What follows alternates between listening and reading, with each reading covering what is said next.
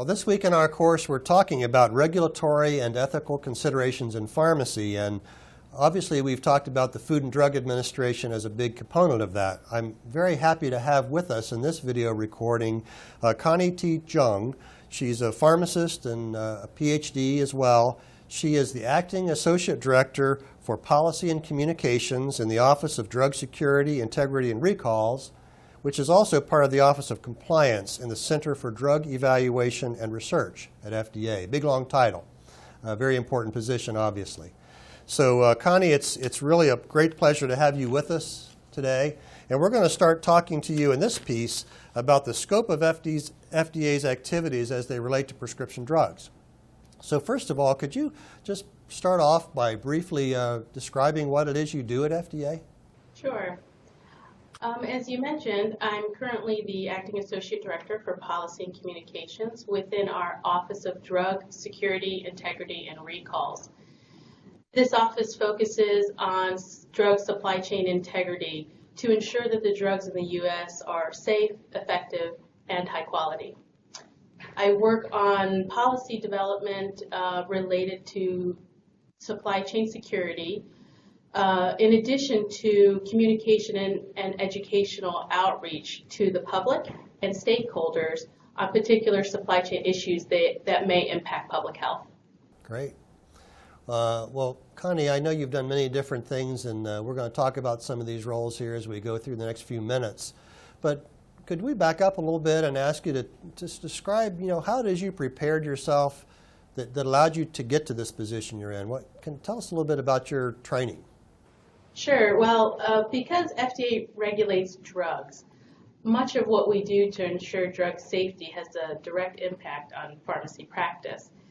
So having worked as a pharmacist prior to coming to the agency really helps me provide that perspective when we are discussing new or changes to drug policy or regulation.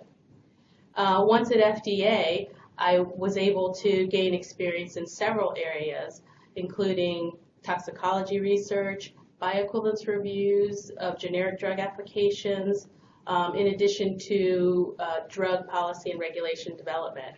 And this broad experience not only allowed me to learn the inner workings of the agency and how drug development and implementation occurs, but it also gave me the opportunity to work with a lot of knowledgeable and dedicated FDA colleagues throughout the agency, including those that may be in different centers, like our Center for Biological Products or Center for Medical Devices. So it's really been a great experience. I've learned so much over the years with the different areas.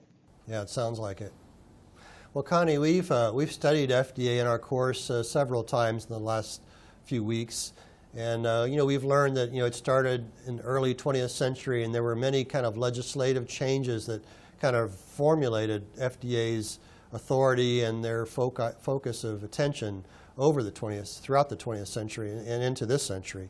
But it's really going to be helpful for us to hear some perspectives from someone who works at the Food and Drug Administration. So I'm wondering if can you give us just a really quick and brief description of what these different centers do in FDA? Sure. In a nutshell, the Food and Drug Administration consists of the Office of the Commissioner, and then there are 4 directorates that oversee the core functions of the agency. And those oversee medical products and tobacco, food and veterinary medicine, global regulatory operations and policy, and operations themselves. And with our 6 centers, FDA is responsible for protecting public health by assuring the safety, efficacy, quality, and security of human and veterinary drugs, vaccines and other biological products, medical devices, most of our nation's food supply, cosmetics and dietary supplements, and products that emit radiation, in addition to now regulating tobacco products. So it's a pretty complicated organization, isn't it? 6 centers covering lots of things. It's an amazing organization, really. Another thing that we're talking about in the course is drug discovery and development, and we've we've really basically defined in very fundamental ways how drugs are discovered and the clinical trials processes, even preclinical testing, and then how that moves on for FDA approval. And I'm wondering if, from your perspective, from again someone who works at FDA, what do you see as the biggest challenges from your agency's perspective in terms of that drug approval process? Well, when FDA approves drugs based on scientific evidence and federal standards, American people have the right to expect that the drugs that they rely on for certain treatments are both safe and effective. And ensuring the safety of drugs in the U.S. requires many functions throughout the FDA, from clinical and scientific review to ensuring product quality during manufacture. And we want consumers to be confident that their drugs have been evaluated by the FDA in terms of safety, efficacy, quality, and purity. And the agency is challenged with increasing complex pathways that the medical products take from sourcing of raw materials to the finished product to the consumers. And at every stage of this process, there are opportunities for the drugs to become adulterated, contaminated, diverted, and even counterfeited. So any efforts that we can do to secure the drug supply chain, both from the sourcing of components to the manufacture, storage, and distribution of finished products, is, we feel, essential to protecting public health.